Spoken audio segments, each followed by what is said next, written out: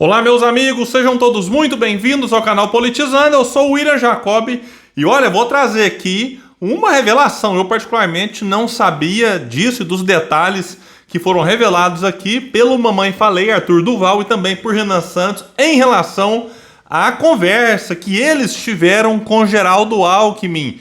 Eu quero trazer aqui para vocês, eles estiveram num bate-papo com o Rica Perrone, mas antes de trazer o vídeo aqui, eu quero pedir a ajuda de quem chegou e não está inscrito no canal. Se puder, se inscreva, ative aí o sininho das notificações, não custa nada, assim como deixar o like se gostar do vídeo. Se não gostar, manda o dislike, comenta aqui embaixo. O que você acha, né, dessas articulações que acontecem nos bastidores da política? E se puder, compartilhe o vídeo para que a gente chegue mais longe em mais pessoas que, assim como nós que aqui estamos, lutam por um Brasil melhor e que não sabem que o nosso canal existe. Então, quanto mais gente compartilhar e divulgar, melhor. Pessoal, vamos lá então. Eu vou deixar o link no comentário fixo para quem quiser assistir na íntegra.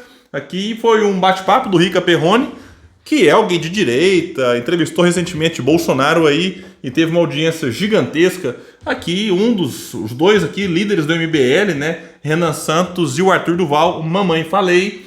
E o título da live é o seguinte: por que o muro no segundo turno? Porque, de fato, né, eles não apoiaram ninguém. Na verdade, eles até defenderam voto nulo, explicaram as razões deles lá, eles que não apoiaram Bolsonaro, né, nesse segundo turno, apesar da pressão de muita gente nesse sentido, porque o MBL surge na onda de antipetismo ali por volta de 2013, depois, na verdade, 2014, por ali. E aí, então, para muitos seria natural, já que eles surgem no antipetismo, seria natural apoiarem qualquer candidato contra o PT, porém, mesmo assim, o MBL não quis apoiar Bolsonaro no segundo turno, e aqui eles até explicam, né, com muitos detalhes, os motivos e tal, e não quero entrar nesses pontos aqui, porque o que me chamou a atenção foi quando eles começaram a falar de Geraldo Alckmin, porque, de fato, o Alckmin se tornar vice do Lula, eu, confesso, não acreditei que fosse.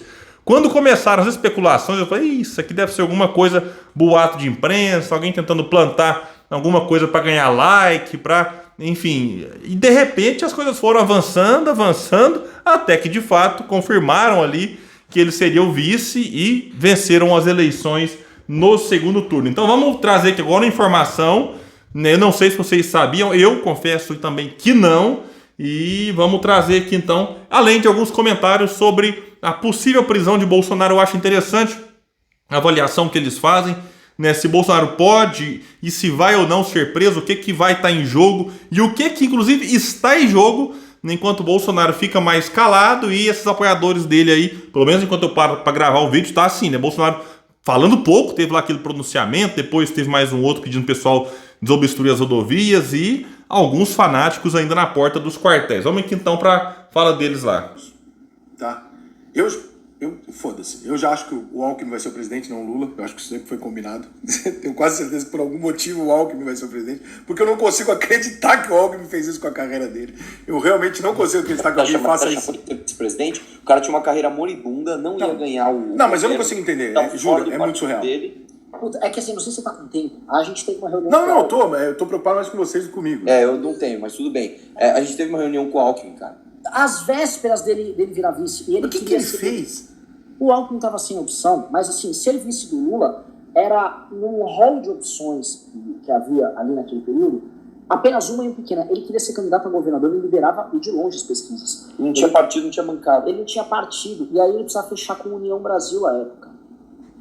Detalhe, só para contextualizar, de fato ele liderava com folga as pesquisas, eu analisei várias aqui, colocavam um cenário com ele, depois tiravam ele, colocavam ali Márcio França, o Haddad. O Márcio França aparecia como candidato com menor rejeição, mais competitivo do que o Haddad. Falei várias vezes que o Haddad, seu candidato, era um candidato marcado para perder por conta, né, das questões óbvias, da rejeição que o Haddad tem junto ao eleitor, né, de São Paulo. O Haddad perdeu a prefeitura. O pessoal tá até brincando, o Haddad deixou de ser poste, é uma brincadeira, eu não gosto de adjetivar as pessoas, para virar escada.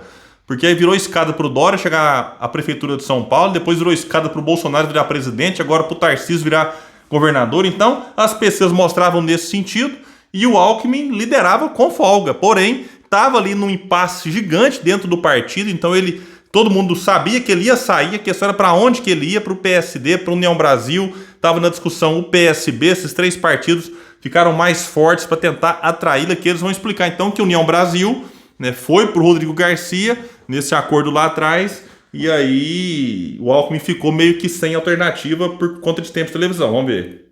E aí uma das coisas que ele queria era tirar a candidatura do Arthur, e o Arthur ser candidato à época a deputado pelo União Brasil, que era o que eles queriam. E ele foi tentar convencer a gente. Ó, detalhe, porque o Arthur Duval, nessa época, era pré-candidato a governador de São Paulo.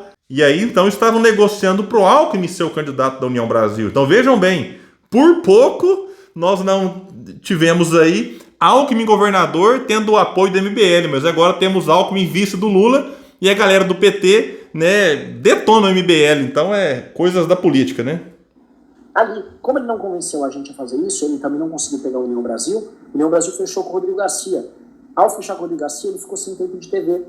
E ao ficar sem TV, ele falou, puta, eu vou para uma eleição para perder para governador. Quer saber? Eu vou topar essa conversa de loucura. Mas isso é maluco, cara. É a mesma coisa que o Arthur vir vice da Dilma na eleição que vem, não faz sentido nenhum. Mas pro Alckmin, esses caras, faz sentido. Isso é uma loucura, Renan. O que esse cara fez é uma loucura. Mas na cabeça dele, assim, você sabe, reparou que eles ficam falando que o Lula governa talvez uma frente ampla. Isso é um tema, assim, delicioso para tratar, pra gente entender quem é o inimigo. A gente tem que entender, conheça o seu inimigo. A aliança que coloca o Lula no poder é uma aliança que inclui a turma do PMDB clássica, a turma do PSDB, grande parte do Judiciário e o PT. É uma aliança mainstream ali. Sim. E essa é a aliança que vai querer governar. Só que esses caras não têm maioria na Câmara. Eles vão precisar comprar o próprio Centrão para ter essa maioria e outros partidos estão ali, entendeu? Mas a turma é a velha turma da Constituição de 88, é a velha turma da Nova República, que está velha, se unindo depois dela ter sido destruída em 2013, depois dos escândalos de corrupção dela ter vindo à tona. Essa turma foi arrasada nas urnas em 2018. Aí essa turma se recuperou e, obviamente, que a única forma de voltar ao poder é através de uma figura carismática que é o Lula. Só que todos eles foram beneficiados com a destruição da Lava Jato pelo STF. Gente do PSDB, gente do MDB, gente do PT. E é esse consórcio que está voltando para o poder.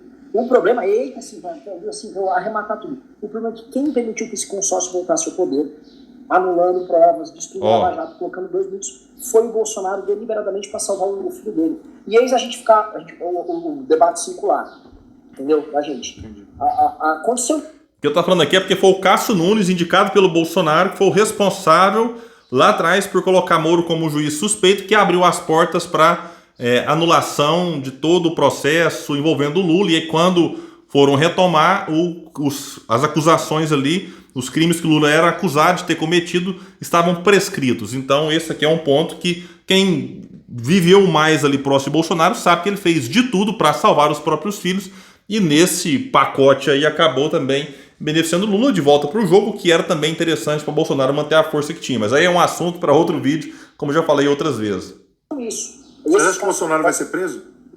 Eu acho que sim. Eu acho que não. Eu acho que sim. Pela natureza... Você vai rolar um acordão? Óbvio.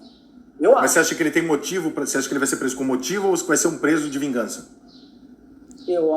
De acordo... Tem motivo? Claro que tem motivo. Não, motivo assim, se tem um crime, alguma coisa real, assim, que não Tem. seja...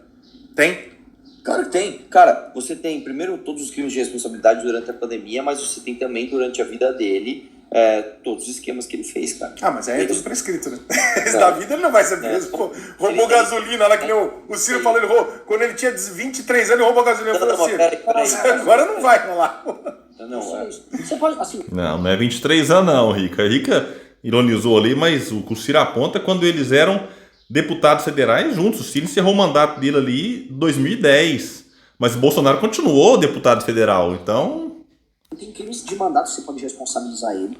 Mas, assim, eu não quero entrar nessa linha, porque pra mim isso é uma decisão estritamente política. Se quiserem pegar qualquer coisa e prender ele, podem prender ele. Se caso a decisão política for nessa linha. E ao mesmo tempo podem abafar todos os crimes cometidos por ele no mandato, inclusive os crimes que envolviam a rachadinha, porque envolvem ele, os crimes da rachadinha. E cada vez mais esse bafafá de que tá tendo um acordo nos bastidores aumenta. E o que ele vai falar aqui é interessante.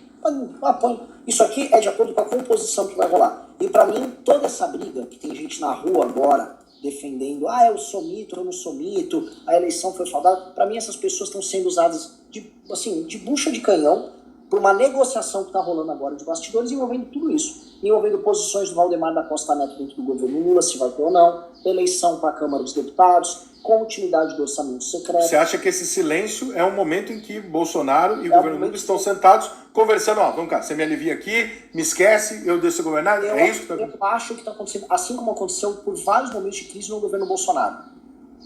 Toda vez que tinha um silêncio do Bolsonaro em negociações de bastidor, grandes decisões do Brasil foram tomadas. O acordão que salvou o Lula, que salvou o MDB, que salvou o rabo de todo mundo e a destruição da Lava Jato foi gestado nisso. Então, esses grandes... A própria crise que ele teve com o Alexandre de Moraes precisou da intercessão do Temer. Ó, eu paro aqui no Temer porque, de fato, o Temer foi uma peça central depois daquele tal de 7 de setembro que Bolsonaro tensionou demais com o Alexandre de Moraes. Lembram da carta que o Temer fez depois, dando uma pacificada? E quando se fala em acordo, é claro que você não vai ter o Lula e Bolsonaro conversando, entrando num acordo. Tem ali, possivelmente, não pode acusar que não tem como provar isso, algumas peças do mundo político que conseguem transitar entre os dois lados. E tem muitas, né, que estavam com o Lula em 2018, aí ele não podia, Lula estavam com Haddad, e que depois viraram Bolsonaro, daqui a pouco estarão no colo do Lula de novo. Então, o que mais tem é gente que consegue transitar, né, entre o chamado bolsonarismo e o chamado lulismo. Então, pode ser sim que esse acordo esteja sendo feito. Eu torço para que não. Eu torço para que, se cometeu crime, não por vingança, não vou pôr na cadeia para vingar, não. Se cometeu crime, tem que ir para cadeia, tem que pagar, tem que ser responsabilizado, para servir de exemplo também para o futuro, para mostrar, olha, tem que seguir a Constituição, ficar falando, né, nas 4 linhas, já saiu fora dela várias vezes, vários crimes de responsabilidade foram cometidos, já tinha motivo de sobra para ter tido impeachment, mas que também passa por um processo político, o que não aconteceu, porque aí ele, né, se rendeu totalmente ao Centrão, conseguiu se salvar. Então vamos aguardar como vai ficar isso depois que Lula assumir, não por vingança, mas eu acho de fato que tem muitos elementos para Bolsonaro ir para cadeia sim. Pessoal, então é isso, eu fico por aqui. Se você puder, compartilhe esse vídeo. Vamos trazer mais pessoas para o canal Politizando, um espaço que luta por um Brasil melhor. Valeu e até mais.